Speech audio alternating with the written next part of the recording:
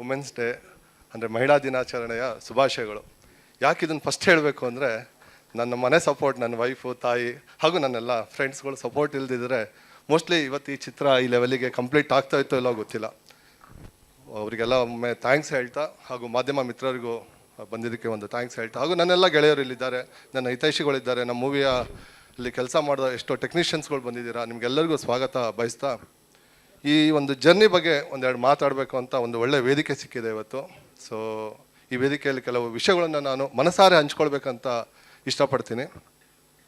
ಮೊದಲನೇದಾಗಿ ಈ ಮರಳಿ ಮನಸ್ಸಾಗಿದೆ ಕನಸು ಕಂಡಿದ್ದು ನಾನು ಒಂದು ಆಲ್ಬಮ್ ಮಾಡಬೇಕು, ಮ್ಯೂಸಿಕಲ್ ಆಲ್ಬಮ್ ಮಾಡಬೇಕು ಅಂತ ಅಂದ್ಕೊಂಡು ಒಂದು ಜಸ್ಟ್ ಡ್ರಾಪ್ ಮಾಡ್ತಾಯಿದ್ದೆ. ಬಟ್ ನನ್ನ ಫ್ರೆಂಡ್ದು ಒಂದು ಮೂವಿ ನಡೀತಾ ಇತ್ತು.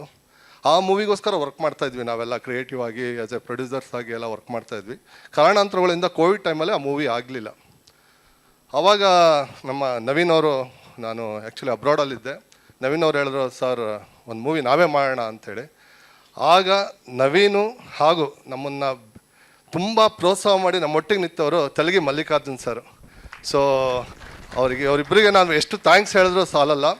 ಆಮೇಲೆ ನಮ್ಮ ತಂಡ ಕಟ್ಕೊಂಡ್ವಿ, ಒಂದು ಹೊಸ ತಂಡ. ಅದರಲ್ಲಿ ಏನಂದರೆ, ನಾನು ಶಾರ್ಟ್ ಮೂವೀಸ್ ಮಾಡಿ ಇಂಡಸ್ಟ್ರಿಗೆ ಬಂದೆ. ಸುಮಾರು ಒಂದು 10 ವರ್ಷ ಮುಗ್ದಿದೆ ಈಗ.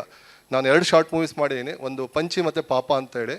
ಸೊ ನಾನು ಅಂದ್ಕೊಂಡೆ, ಸರಿ ಶಾರ್ಟ್ ಮೂವೀಸ್ ಸ್ವಲ್ಪ ಮೆಸೇಜ್ ಇರೋ ಸಿನಿಮಾಗಳು ಅಂದರೆ ಶಾರ್ಟ್ ಮೂವೀಸ್ ಮಾಡ್ಕೊಂಡಿದ್ರೆ ಸಾಕು, ಸಿನಿಮಾ ಎಲ್ಲ ನಮಗೆ ಬೇಡ. ಯಾಕಂದ್ರೆ ನಾನು ಬೇಸಿಕಲಿ IT ಇಂಜಿನಿಯರ್ ಆಗಿ ವರ್ಕ್ ಮಾಡ್ತೀನಿ. ಹಾಗಾಗಿ ನಮ್ಮದು ನಿಮಗೆ ಗೊತ್ತು IT ಜಾಬ್ಗಳು ಎಷ್ಟು ಹೆಕ್ಟಿಕ್ ಇರುತ್ತೆ ಅಂತೇಳಿ.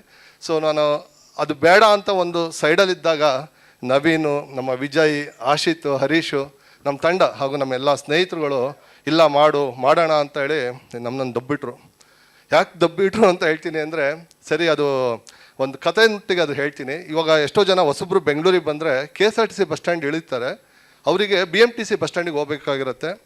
ನಾನು ಕೆಲವೇ ಆಟೋದವ್ರು ಅಂತೀನಿ, ಎಲ್ಲರೂ ಅಲ್ಲ. ಆಟೋ ಕೇಳ್ತಾರೆ, ನಾವು BMTC ಬಸ್ ಸ್ಟ್ಯಾಂಡಿಗೆ ಹೆಂಗೆ ಹೋಗ್ಬೇಕು ಅಂತ. ಆಟೋದವ್ನು ಹತ್ತಿಸ್ಕೊಳ್ತಾನೆ, ಅರ್ಧ ಗಂಟೆ ಓಡಾಡಿಸಿ ಅಲ್ಲೇ BMTC ಬಸ್ ಸ್ಟ್ಯಾಂಡಿಗೆ ಬಿಡ್ತಾನೆ, ಅಲ್ಲ ಎದುರುಗಡೆ ಇರೋದೆ. ಹಾಗೆ ಅಂದರೆ ನಾವು ಅಮಾಯಕರಾಗಿದ್ವಿ ಸ್ಟಾರ್ಟಿಂಗ್ ಬಂದಾಗ. ನಮಗೂ ಇದ್ರ ಬಗ್ಗೆ ಅಂದರೆ ಚಲನಚಿತ್ರ ರಂಗ ಇಷ್ಟು ದೊಡ್ಡದಾಗಿ ಗಾಢವಾಗಿದೆ ಅಂತ ಗೊತ್ತಿರಲಿಲ್ಲ. ಸೊ ಅವಾಗ ಸ್ವಲ್ಪ ಎಚ್ಚರ್ಕೊಂಡ್ವಿ ನಾವು, ಇಲ್ಲ ನಮ್ಮ ಹೆಜ್ಜೆಗಳೆಲ್ಲೋ ರಾಂಗ್ ಆಗಿದೆ, ಇನ್ನು ಮುಂದೆ ಸ್ವಲ್ಪ ನಮ್ಮ ಕಮ್ಬ್ಯಾಕ್ ಬೇರೆ ಥರ ಆಗಿರಬೇಕು ಅಂತ. ಪ್ರಕಾಶ್ ಇದ್ದಾರೆ, ಪ್ರಕಾಶ್ ನಮಗೆ ಯಾವಾಗಲೂ ಫೋನ್ ಮಾಡಿ, ನಗಣ್ಣ ನಿನ್ನ ಫಿಲಮ್ ಮಾತ್ರ ಬಿಡಬೇಡ, ಅದೇನೇ ಮಾಡು ಕಂಪ್ಲೀಟ್ ಮಾಡು ಅಂತ ಪುಷ್ ಮಾಡ್ತಿದ್ದ. ಸೊ ಅದೇನೋ ಗೊತ್ತಿಲ್ಲ, ಸ್ವಲ್ಪ ದಿನ ಬ್ರೇಕ್ ಆಗಿತ್ತು. ಬಟ್ ಆ ದೇವರ ಆಶೀರ್ವಾದ, ರಾಯರಿದ್ದಾರೆ, ಗಣಪತಿ ದಯೆಯಿಂದ ಮತ್ತೆ ಪ್ರಾರಂಭ ಆಯಿತು.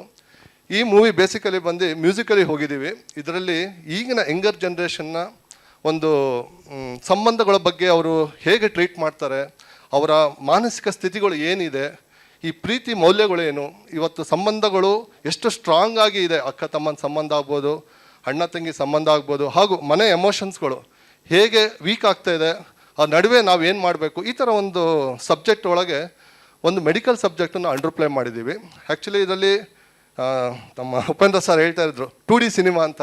ಹಾಗೆ ಇದರಲ್ಲೂ ಒಂದು ಪ್ರಯತ್ನ ಅಷ್ಟೇ. ಇಂಟ್ರೋಲ್ ಬಿಫೋರ್ ಒಂದು ಸಿನಿಮಾ ಇರುತ್ತೆ, ಇಂಟ್ರೋಲ್ ಆದಮೇಲೆ ಒಂದು ಸಿನಿಮಾ ಇರುತ್ತೆ. ಅದು ನೀವು ನೋಡಿದ ಮೇಲೆ ಹೇಳಬೇಕು ಅದು ಯಾವ ಥರ ಸಿನಿಮಾ ಅಂತೇಳಿ. ಸೊ ಈ ಥರ ಒಂದು ಸಬ್ಜೆಕ್ಟ್ ಇಟ್ಕೊಂಡು ಮಾಡಿದ್ದೀವಿ.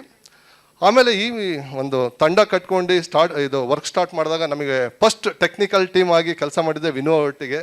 ಅದ್ಭುತ ಮನುಷ್ಯ, ಆ್ಯಸ್ ಎ ಮ್ಯೂಸಿಕ್ ಡೈರೆಕ್ಟರ್. ಅವ್ರ ಮಾತು ತುಂಬ ಕಡಿಮೆ ನೋಡಿ. ಅದು ಅಗ್ರಿಕಲ್ಚರ್ ಬಗ್ಗೆ ಕೇಳಿದಾಗ ತುಂಬ ಚೆನ್ನಾಗಿ ಮಾತಾಡಿದ್ರು, ಬಿಕಾಸ್ ಅವ್ರ ಮ್ಯೂಸಿಕ್ಕಿಂತ ಈಗ ಅಗ್ರಿಕಲ್ಚರ್ ಬಗ್ಗೆ ಒಲವು ಹೊಂದಿದ್ದಾರೆ. But is a very knowledgeable person. ಅವರು ಎಷ್ಟು ಹಂಬಲ್ ಟೆಕ್ನಿಷಿಯನ್ ಅಂದರೆ, ನಾನು ಕೆಲವು ಪೋಸ್ಟ್ಗಳಲ್ಲಿ ಹಾಕ್ಬಿಟ್ಟಿನಿ ಹಂಬಲ್ ಮ್ಯೂಸಿಕ್ ಡೈರೆಕ್ಟರ್ ಅಂತ.